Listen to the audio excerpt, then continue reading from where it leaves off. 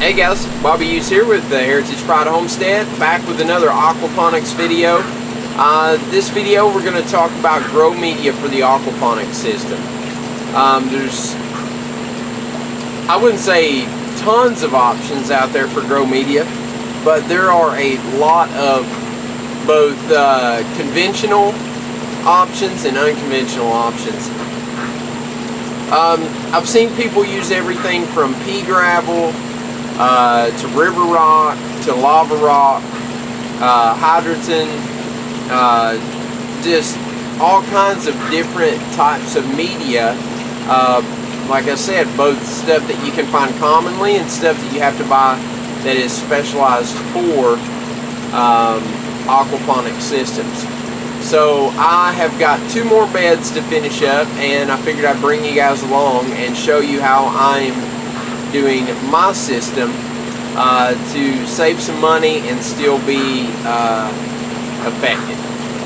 Alright, so here's the 2 beds that I've got finished up now. So I've got the hydrogen in, and I've got it set to where the water level comes up to about within 1 inch of the top of the plastic here. So, and as this hydrogen kind of settles down and we start putting plants and stuff in here, it'll sort of work its way up a little bit. So that's why I've got it setting down. But underneath, it's not all hydrogen. Underneath, I've got a layer of river rock. Now this river rock here is a local river rock. It came out of I want to say the Nolichucky, but I can't remember for sure where they told me it came out of. It's just a local river rock. The thing you got to look for is that right there. That's limestone. So we don't want any limestone in the system. Now there shouldn't be much in here. The limestone that's in here is probably scraps that were picked up during transport or something like that. But for the most part, it's pretty much well sifted out.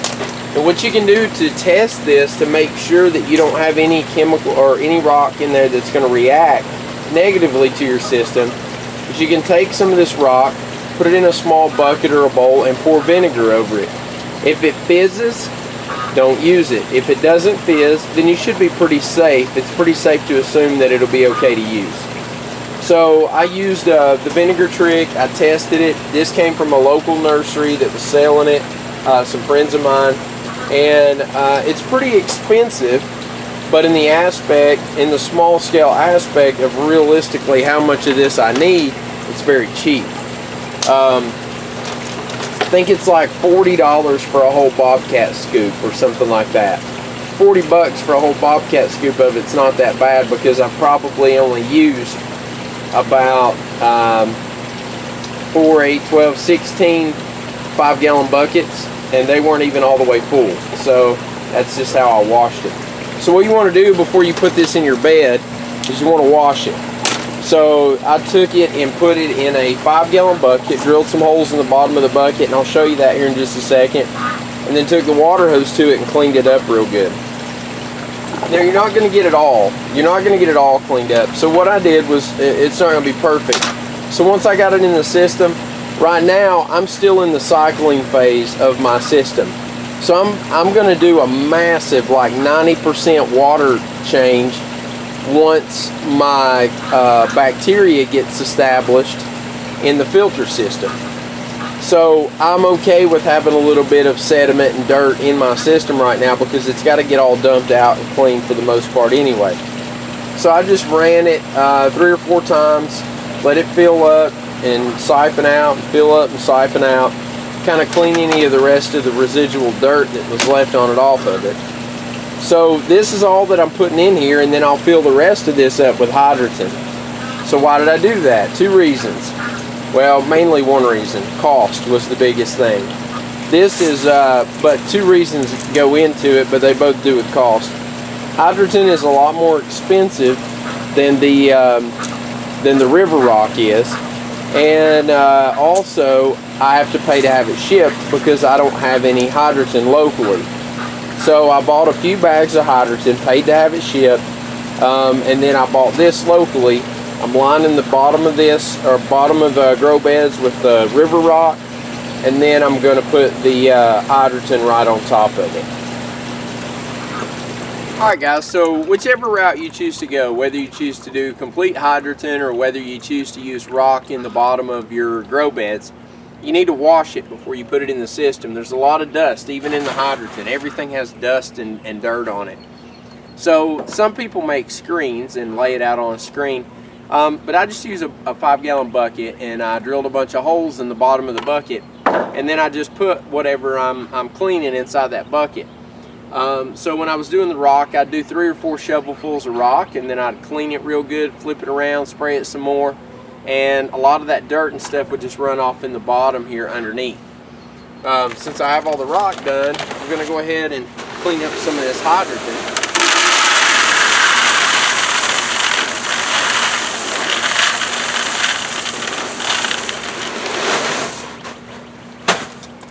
To put into the grow bed.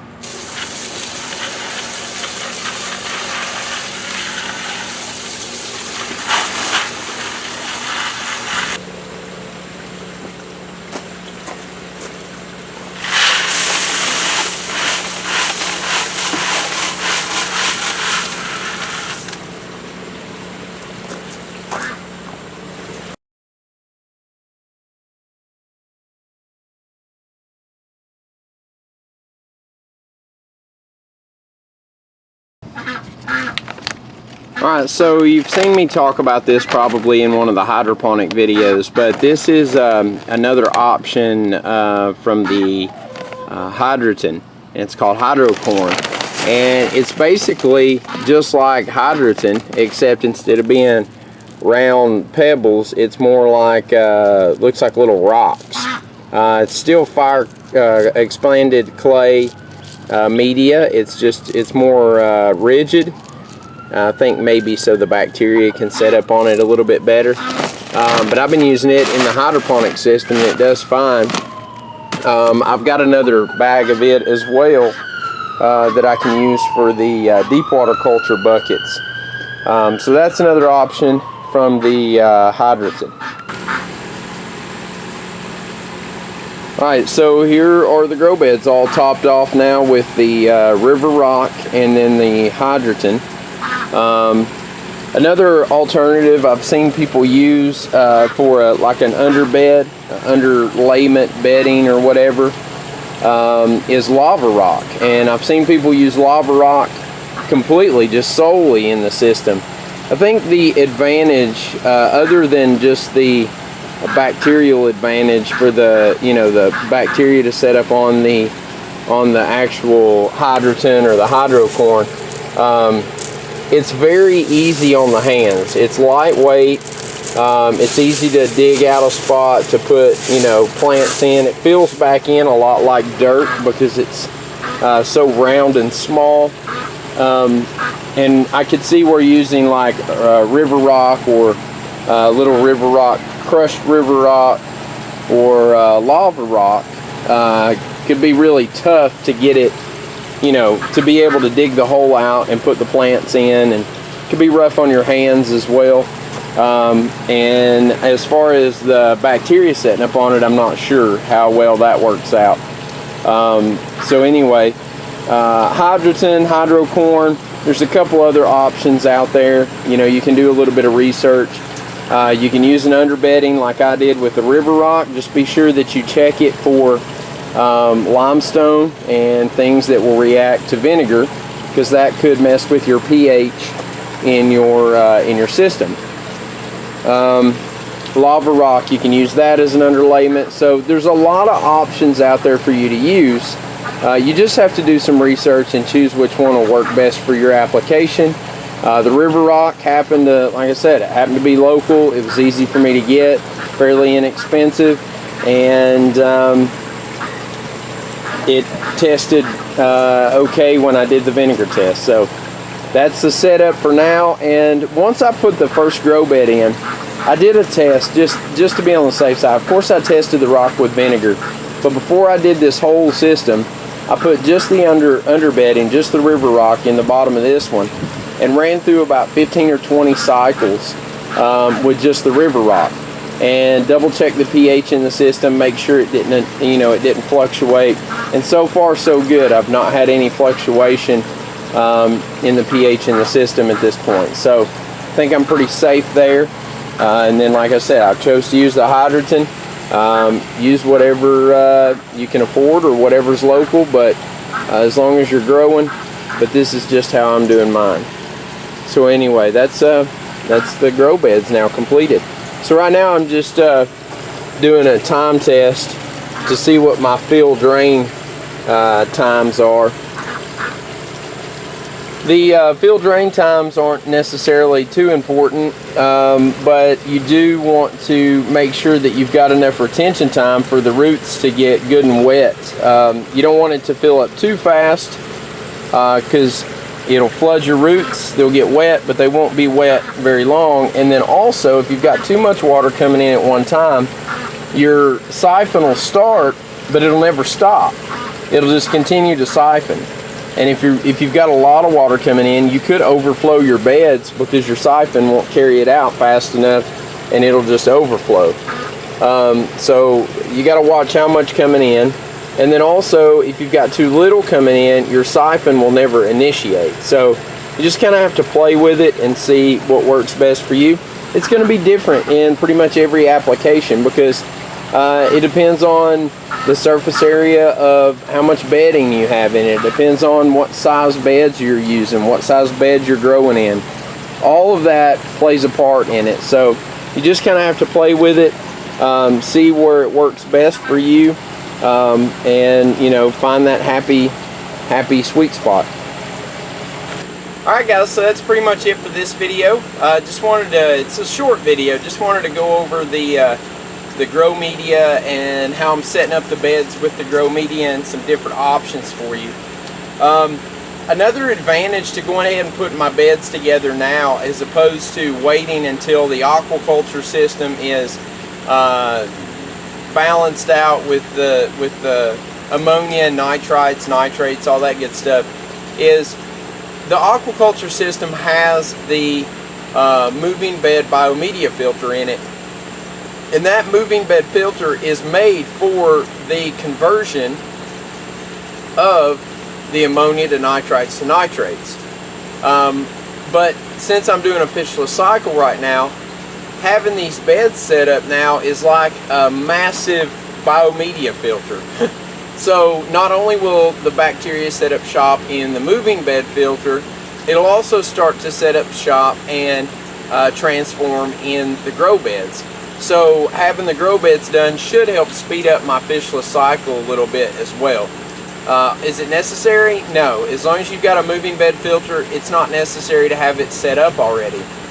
Is it necessary to have a moving bed filter? Nope, not if you have your grow beds set up. So the moving bed filter is not a necessity. Tons of people have been doing aquaponics for a lot of years without a moving bed filter.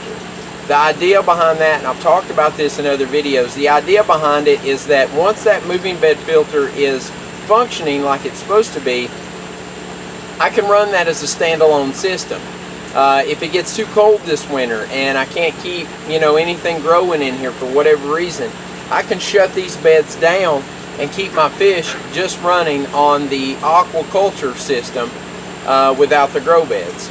So it's kind of a give-take, but it's also a multi-tool, either-or kind of relationship, really. So anyway, guys, that's it for this video. That's it for the media. The beds are done now. I'm completely done fabricating the beds. They are ready to start planting in.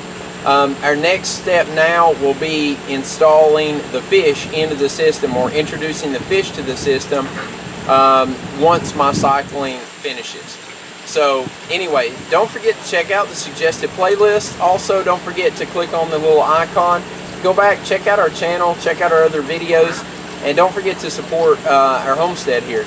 So anyway, guys, until next time, get out there, shoot some guns, be safe, and most importantly, have fun. See you guys later.